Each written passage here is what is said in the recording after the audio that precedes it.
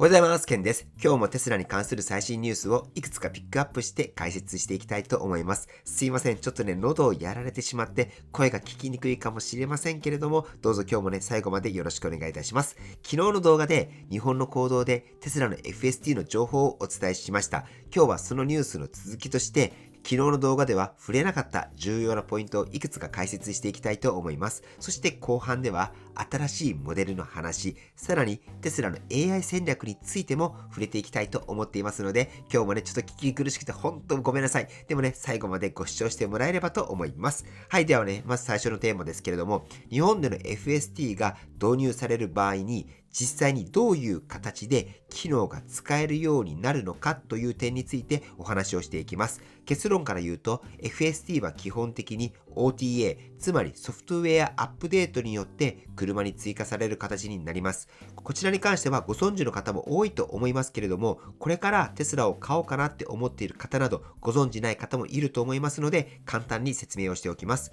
テスラの特徴は車を購入した後でもソフトウェアによって機能がどんどん追加されていくっていう点があります。ですから日本で FST が正式に承認になれば対象となる車にはソフトウェアアップデートで機能が追加される可能性が高いです。もちろん FST に関しては有料サービスになるので、有料としてのお金を支払った後にソフトウェアアップデートということになります。ただしここで一つ重要なポイントがあります。それがハードウェアの違いです。現在のテスラの車には自動運転用のハードウェアとして大きく2つの世代があります。一つはハードウェア3、もう一つはハードウェア4です。最近販売されているテスラの多くはハードウェア4を搭載していますが、日本にはまだハードウェア3の車も多く存在しています。僕のモデル Y もハードウェア3です。そして現在 FST が導入されている国を見ていくと、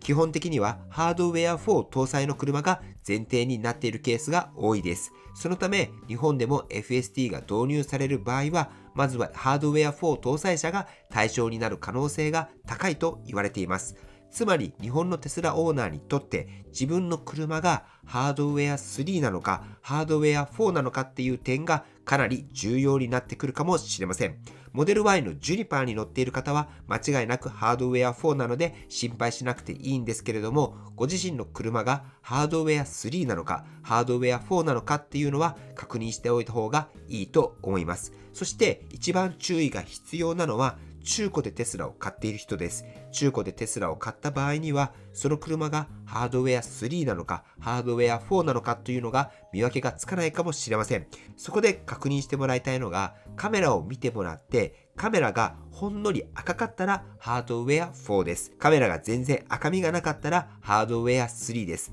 これで見た目でわかると思いますし、テスラのコントロールパネルからも確認することができますので、そのあたりも踏まえて自分の車がハードウェア3なのか、ハードウェア4なのかっていうのは確認した方がいいと思います。では、ハードウェア3の車はどうなるのかという話に移っていきます。現在言われているのは、将来的に FST ライトって呼ばれる簡易版のソフトが開発される可能性があるということです。つまり、ハードウェア4の車はフル FST、ハードウェア3の車は簡易版の自動運転機能、このように機能が分かれる可能性があります。ただ FST ライトがどれくらいの精度があるのかっていうのが現時点では分かりません。この FST ライトがいつ発売されるのか、これもまだ正式には決まっていません。そのため今後のテスラの発表やソフトウェアの動きはかなり注目しておいた方がいいんじゃないかと思います。そしてもう一つ、日本の FST のニュースで注目しておきたいのが日本市場そのものの変化です。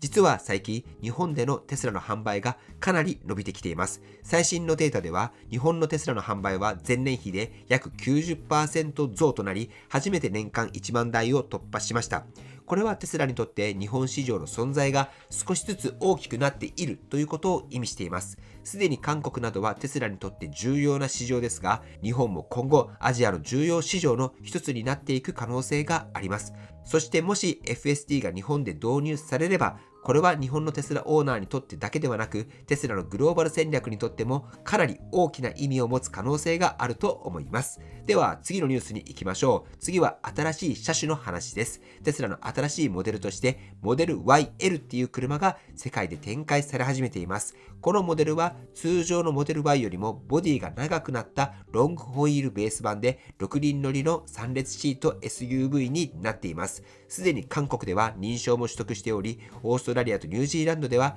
2026年に発売されることが決定されています。つまりこのモデルはすでにグローバル展開が始まっているということです。モデル YL の特徴はシート配置が222になっているということです。つまり2列目がキャプテンシートになっていて、3列目にも2席ある構造です。このレイアウトはファミリーカーとしてかなり使いやすい構造で、特に3列目へのアクセスがしやすいというメリットがあります。さらに重要なのが、このモデルが上海のギガファクトリーで生産されているという点です。そして今回のモデルは右ハンドル仕様で生産される予定です。ここで注目すべきポイントがあります。右ハンドル市場っていうのは基本的に限られています。オーストラリア、ニュージーランド、日本、イギリスなどです。つまりモデル YL はこれらの市場に展開される可能性があります。現時点では日本の導入は発表されていませんが、右ハンドル仕様が存在するということを考えると、日本に入ってくる可能性は十分に考えられると思います。